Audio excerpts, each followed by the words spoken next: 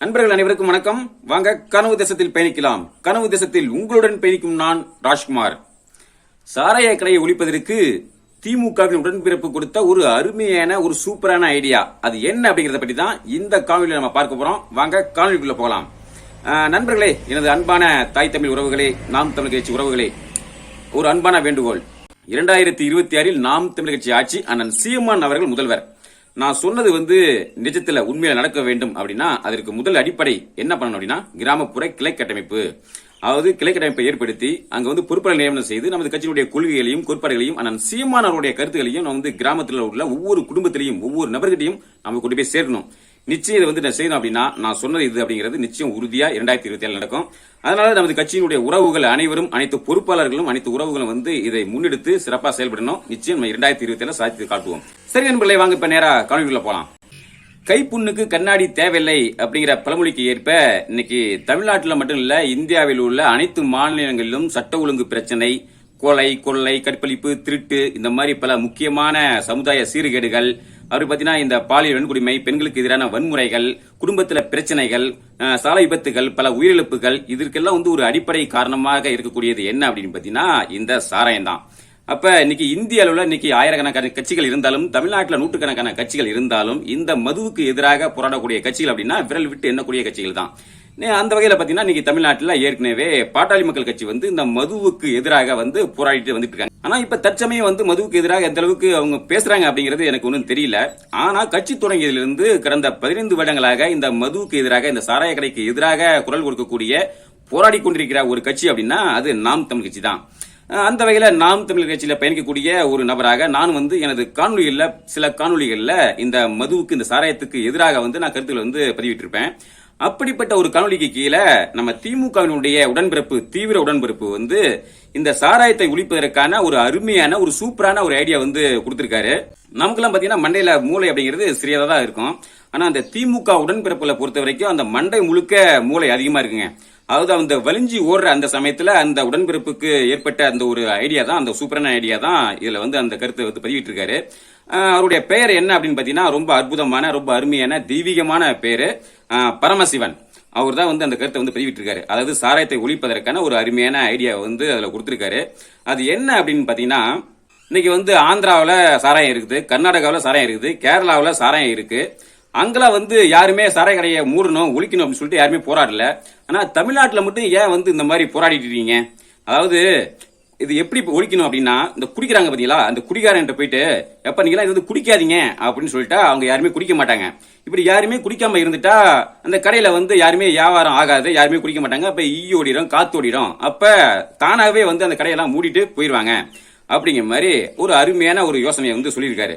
இப்படிப்பட்ட யோசனை பாத்தீங்களா? அதாவது நம்ம ஐயா பரமசிவன் அவருடைய இந்த யோசனையை தஞ்சாவூர் கல்வெட்டுல எழுதி வைக்கிற அளவுக்கு அவருடைய யோசனை பயங்கரமா சொல்லியிருக்காரு. அதனால ஐயா பரமசிவன் அவர்கள்ட்ட நான் சொல்லிக்கிறது என்னன்னா, ஐயா உங்களுடைய இந்த கருத்தை, இந்த யோசனை, இந்த ஐடியா நீங்க தஞ்சாவூர் கல்வெட்டுல எழுதி வச்சுட்டு, ஒரு படத்துல கவுண்ட் பண்ணி செல்லிட்டு சொல்லுவாங்கல்ல, அந்த மாதிரி நீங்களும் எழுதி வச்சுட்டு பக்கத்துலயே உட்காந்துக்கீங்க. நாளை அடுத்து வரக்கூடிய தலைமுறைகள்லாம் பார்த்து, நம்ம ஆட்சியாளர்கள்லாம் பார்த்து அதை பார்த்து தெரிஞ்சு அதை நடைமுறைப்படுத்துவாங்க. சரிங்களா? இப்படி இந்த திமுகவின் தீவிர உடன்பிறப்புக்கு நாம என்ன பதில் சொல்ல போறோம் அப்படின்னு பார்த்தா, நாமெல்லாம் ஒன்னும் பதில் சொல்ல தேவையில்லைங்க. இதற்கு நம்ம நகைச்சுவை நடிகர் கவுண்டமணி அருமையான ஒரு பதில் சொல்லியிருக்காரு. அது என்ன அப்படின்னா, அது ஒரு திரைப்பட காட்சி தான், நகைச்சுவை காட்சி. அது என்ன படம் அப்படிங்கறது எனக்கு தெரியல. நான் இப்ப அந்த காட்சியை விவரிக்கிறேன். அது என்ன படம் அப்படிங்கறத நீங்க கருத்துக்கள் தெரிவிங்க. சரிங்களா? அது என்ன அப்படின்னா, அதுல கவுண்டமணி ஒரு போலீஸ் கான்ஸ்டபிளா இருப்பாரு. அந்த ஒரு காவல் நிலையத்தில் நடக்கிற அந்த ஒரு காட்சி. சுத்தி பாத்தீங்கன்னா அந்த குற்றவாளிகள் இருப்பாங்க. எல்லாம் பாத்தீங்கன்னா அந்த சாராயத்தை வித்துட்டு உள்ள வந்தவங்க தான் இருப்பாங்க. அதுல ஒருத்தர் கேட்பாங்க, இந்த குடியை ஒழிக்கவே முடியாதா அப்படிங்கிற மாதிரி ஒரு கேள்வி எழுப்புவாங்க. அதுக்கு நம்ம கவுண்டமணி அருமையா ஒரு பதில் சொல்லுவாங்க. என்ன அப்படின்னா, இப்ப தமிழ்நாட்டுல மொத்தம் 6 கோடி மக்கள் இருக்காங்க. அதாவது இந்த 6 கோடி மக்கள் தொகை அப்படிங்கிறது இப்ப கிடையாது. இந்த திரைப்படம் எடுக்கப்பட்ட சமயத்துல அப்ப தமிழ்நாட்டுடைய மக்கள் தொகை 6 கோடி. இப்ப 8 கோடிக்கு மேல இருக்காங்க. அப்ப தமிழ்நாட்டுல 6 கோடி மக்கள் இருக்காங்க. அவங்க கிட்ட எல்லாம் போயிட்டு தனித்தனியா போயிட்டு, ஐயா நீங்க குடிக்காதீங்க, அண்ணா நீங்க குடிக்காதீங்க, தம்பி நீங்க குடிக்காதீங்க அப்படின்னு தனித்தனியா சொல்றதுக்கு பதிலா நீங்க ஒட்டுமொத்தமா இந்த சாராயத்தை உற்பத்தி செய்யக்கூடிய ஆலைகள், சாராய ஆலைகள் இருக்கு பாத்தீங்களா, அது மொத்தமாவே 8 ஆலைகள் தான் இருக்கு. அந்த முதலாளிகிட்ட போயிட்டு ஐயா உங்களுடைய சாராய ஆலையை வந்து கொஞ்சம் இழுத்து மூடுங்கய்யா அப்படின்னு எளிமையா சொல்லிடலாமே அப்படின்னு ஒரு அற்புதமான ஒரு கருத்து வந்து சொல்லியிருப்பாங்க. இப்ப இந்த கருத்து இந்த பதில் யாருக்கு அப்படின்னா வேற யாருக்கு இல்ல, இப்ப அந்த கருத்து பதிவிட்டாரு பாத்தீங்களா நம்ம ஐயா பரமசிவன் அவர்களுக்காக சொன்னதுதான் அந்த பதில். ஐயா பரமசிவன் ஐயா, நீங்க வேணும்னா அந்த காட்சியை போயிட்டு நீங்க தேடி போய் பாருங்க. இல்லைன்னா பின்னோட்டத்தில் நம்ம உறவுகள் வந்து அது என்ன படம் அப்படிங்கறத வந்து கீழே பதிவிடுவாங்க. நீங்க போய் தேடி போய் பாருங்க, அது உங்களுக்கான பதிலாக தான் இருக்கும். இந்த இடத்துல ஐயா பரமசிவன் அவர்களுக்கு நான் எழுப்பக்கூடிய சில கேள்விகள் என்னது பதில் என்ன அப்படின்னு பாத்தீங்கன்னா, ஐயா இப்ப இன்னைக்கு வந்து எனது வீடு வந்து சுத்தமா சுகாதாரமா ஆரோக்கியமா இருக்கணும் அப்படிங்கிறது எனது விருப்பம். அதே சமயத்துல என்னை சுற்றி இருக்கக்கூடிய மற்றது எதிர்த்த வீடு அண்டை வீடு பக்கத்து வீடு அவங்களும் வந்து சுத்தமா இருக்கணும் அப்படிங்கறது தான் எனக்கு வந்து விருப்பம் ஆசை. ஆனா நான் வந்து அவங்ககிட்ட போய் சொல்ல முடியாது. ஏன்னா அந்த வீட்டை நிர்வாகம் பண்றவங்களுடைய கருத்து எண்ணம் அப்படிங்கிறது வேற மாதிரி இருக்கும். ஆனா என்ன பொறுத்தவரை என் வீடு வந்து சுத்தமா சுகாதாரமா ஆரோக்கியமா இருக்கணும் அப்படிங்கிறது நான் ஆசைப்படுறேன்.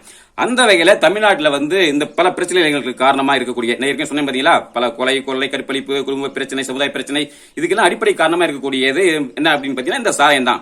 அப்ப எனது நாட்டுல எனது தமிழ்நாட்டுல இந்த சாராய கடை இருக்கக்கூடாது, இதை ஒழிக்கணும் அப்படின்னு சொல்லிட்டு நாங்க வந்து பேசுறோம் போராடுறோம். அப்ப நீங்க சொல்ற மாதிரி அந்த மற்ற மாநிலங்கள்ல இருக்குது அப்படின்னா அது அந்த மாநிலத்தினுடைய பிரச்சனை, அது அவங்க தான் பார்த்துக்கணும். அதே சமயத்துல மற்ற மாநிலங்கள்ல வந்து அரசாங்கம் வந்து சாராயத்தை விற்கிறது கிடையாது, ஏன்னா தனியார் தான் வந்து விற்கிறாங்க. ஆனா தமிழ்நாட்டை பொறுத்த வரைக்கும் இங்க சாராயத்தை விற்கிறது அப்படிங்கிறது அரசாங்கமே சாராயத்தை வந்து விற்கிறாங்க. இதுக்கு நீங்க என்ன பதில் சொல்ல போறீங்க? சாராயம் விற்கிறது தான் ஒரு அரசாங்கத்தினுடைய வேலையா? நமது ஒவ்வொரு காணொலிக்கிலையும் நீங்க வந்து கருத்து பதிவிட்டு வந்துட்டு இருக்கிறத நான் பாக்குறேன். அப்ப எனது இந்த கேள்விக்கு நீங்க பதில் சொல்லுவீங்க அப்படிங்கிற மாதிரி நான் நம்புறேன். சரி, அடுத்தது உங்களை பார்த்தா ரொம்ப பெரியவர் வயதானவர் மாதிரி தெரியுது.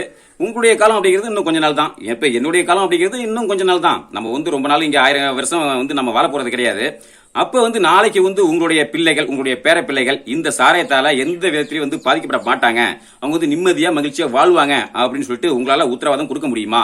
அதாவது நீங்க கூட இன்னைக்கு பல பேர் பல கருத்துக்களை முன்வைக்கிறாங்க. இந்த சாராயத்தை ஒழிச்சிட்டா இந்த உழைக்கக்கூடிய மக்கள் அவங்களுடைய உழைப்பின் அந்த அயற்சியை வந்து போக்குறதுக்கு களைப்பை போக்குறதுக்காக தான் இந்த சாராயத்தை இந்த மதுவை வந்து அருந்துறாங்க. அப்ப இதை ஒழிச்சிட்டா வேற என்ன பண்ணுவாங்க அப்படிங்கிற மாதிரி பல பேர் வந்து கேள்வி எழுப்புறாங்க. இதற்கு தான் நாம் தமிழ் கட்சி வந்து 2016 ஆட்சி வரைவிலேயே வந்து தெளிவா கொடுத்திருக்காங்க. நாங்க வந்து இந்த சாராயத்தை வந்து ஒழிச்சிட்டு அதற்கு பதிலாக பனங்கல்லு தென்னங்கல்லு இந்த 17 வந்து நாங்க அறிமுகப்படுத்துவோம், இதை வந்து நம்ம மக்களுக்கு கொடுப்போம். இந்திய அரசியலமைப்பு சட்டத்திலேயே கல் அப்படிங்கிறது ஒரு உணவு தான், அது வந்து மது கிடையாது அப்படிங்கிற மாதிரி சொல்லியிருக்காங்க. அப்படி இருக்கும்போது நாங்க இந்த சீம சாராயத்தை இந்த சாராயத்தை ஒழிச்சிட்டு அதுக்கு பதிலாக இந்த பணங்களையும் தென்னங்களையும் இறக்குவதற்கு அனுமதி கொடுப்போம். இப்படி இந்த பனங்கல்லு தென்னங்கல்ல வந்து இறக்குறதன் மூலமா விவசாயிகளுக்கும் வந்து நன்மையாக இருக்கும், வருமானம் இருக்கும். அதே சமயத்துல இதை அருந்துவதன் மூலமா மக்களுக்கும் வந்து எந்த ஒரு பாதிப்பும் எந்த ஒரு உயிர் பேரிழப்பும் வந்து ஏற்படாது. அப்படிங்கிறதுனால நாங்க வந்து இதுக்கு அனுமதி கொடுப்போம் அப்படிங்கிற மாதிரி நாங்க தெளிவா சொல்லியிருக்கோம். ஆனா அதை விட்டு ஏன் இந்த அரசாங்கம் வந்து இந்த கல்லை தடை பண்ணிட்டு இந்த சாராயத்தை வந்து விற்கிறாங்க? அது அரசாங்கமே விற்குது. அப்ப இங்க இருக்கக்கூடிய 10 முதலாளிகள் இந்த சாராயத்தை உற்பத்தி செய்யக்கூடிய ஆலைகளை வைத்திருக்கக்கூடிய அந்த முதலாளிக்கு அக்கறையாக தான் ஆதரவாக தான் இந்த அரசாங்கம் அப்படிங்கறதே செயல்படுது. ஏன்னா இந்த மது ஆலைகளை வச்சிருக்கக்கூடியதே இந்த திமுக அதிமுக கட்சியை சேர்ந்தவங்க தானே. அப்படிங்கும்போது அவங்க எப்படி வந்து இந்த சாராய கடையை மூடுவாங்க? கல்லை வந்து எப்படி வந்து திறப்பதற்கு அனுமதி கொடுப்பாங்க? ஏன்னா கல்லை திறந்தாதான் இவங்களுடைய வியாபாரம் அப்படிங்கிறது படுத்துருமே. அப்ப இந்த ஆட்சியாளர்களுடைய இந்த திராவிட கட்சி ஆட்சியர்களுடைய நோக்கம் என்ன? மக்களுடைய நலனா இல்ல இந்த சாராய முதலாளியினுடைய நலனா? இதுதான் என்னுடைய கேள்வி. இதுக்கு கொஞ்சம் பதில் சொல்லுங்க ஐயா பரமசிவன் அவர்களே. நான் கேட்ட இந்த கேள்விக்கு பதில் சொல்லுங்க. இன்னொன்னு முக்கியமா, நான் முதல்ல கேட்டேன்ல உங்களுடைய பிள்ளைகள் உங்களுடைய பேர பிள்ளைகள் இதனால எந்த ஒரு பாதிப்பும் அடைய மாட்டாங்களா அப்படின்னு நான் கேட்ட கேள்விக்கும் அதுக்கு நீங்க பதில் சொல்லுங்க. இதுக்கு பதில் சொல்லிட்டு அதுக்கப்புறம் நீங்க அடுத்த வேலையை பாருங்க. சரி நண்பர்களே, நம்ம மூளை விழுந்தோடைய திராவிட உடன்பிறப்பின் இந்த அருமையான ஐடியாவுக்கு நம்ம சில கேள்விகளையும் வந்து எழுப்பியிருக்கோம். ஏற்கனவே கவுண்டமணி ஐயாவும் வந்து பதில் சொல்லியிருக்காங்க. இதுக்கு நம்ம இந்த திராவிட உடன்பிறப்பு தீவிர உடன்பிறப்பு என்ன பதில் சொல்ல போறாங்க அப்படிங்கிறத நம்ம எதிர்பார்ப்போம். சரி நண்பர்களே, இந்த தருணத்தில் இந்த தகவல் உங்களோட பகிர்ந்து கொள்ள இந்த கல்வி மீண்டும் அடுத்த ஒரு காணொளி சந்திப்போம். நன்றி, வணக்கம்.